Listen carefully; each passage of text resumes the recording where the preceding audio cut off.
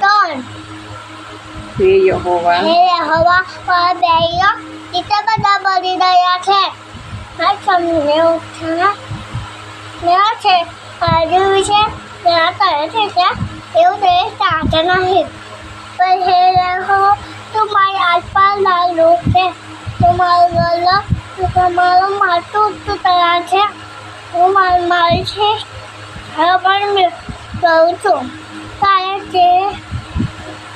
પોતાના પવિત્ર પોતપોતાનો ઉત્તર આપે છે જો અંગીઓ